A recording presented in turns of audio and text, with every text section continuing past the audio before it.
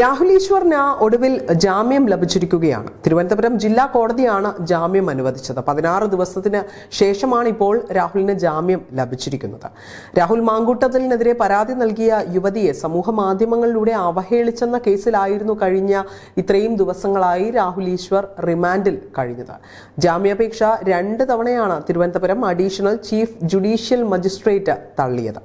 തുടർന്ന് ഇന്ന് ജാമ്യാപേക്ഷ പരിഗണിക്കുകയായിരുന്നു. പ്രതി അന്വേഷണവുമായി സഹകരിക്കുന്നില്ല എന്നും വീഡിയോ ചിത്രീകരിച്ച മൊബൈൽ ഫോൺ കണ്ടെത്താനായില്ല എന്നും പാസ്വേഡ് നൽകാത്തതിനാലാണ് ലാപ്ടോപ്പ് പരിശോധിക്കാനാകാത്തത് എന്നുമായിരുന്നു പോലീസ് പറഞ്ഞത്.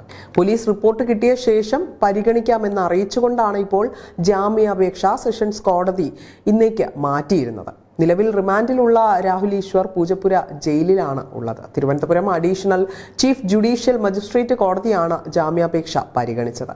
ഇക്കഴിഞ്ഞ ഡിസംബർ 6-ന് രാഹുൽ മാങ്കൂട്ടത്തിനെതിരെ പരാതി നൽകിയ യുവതിയെ സമൂഹ മാധ്യമങ്ങളിലൂടെ അപമാനിച്ചു എന്ന കേസിലായിരുന്നു രാഹുൽ ഈശ്വർ നൽകിയ ജാമ്യ ഹർജി കോടതി തള്ളിയത്. തിരുവനന്തപുരം 1-ാം ക്ലാസ് മജിസ്ട്രേറ്റ് കോടതിയാണ് ജാമ്യം തള്ളിയിരുന്നത്. കേസിലെ FIR വായിക്കുക മാത്രമാണ് വീഡിയോയിൽ ചെയ്തതെന്നും പരാതിക്കാരിയെ അവഹേളിക്കുന്ന ഒന്നും തന്നെ അതിലുണ്ടായിരുന്നില്ല എന്നുമായിരുന്നു രാഹുൽ ഈശ്വർ വാദിച്ചത്. പോസ്റ്റ് പിൻവലിക്കാമെന്നും രാഹുലിന്റെ അഭിഭാഷകൻ വാദിച്ചിരുന്നു.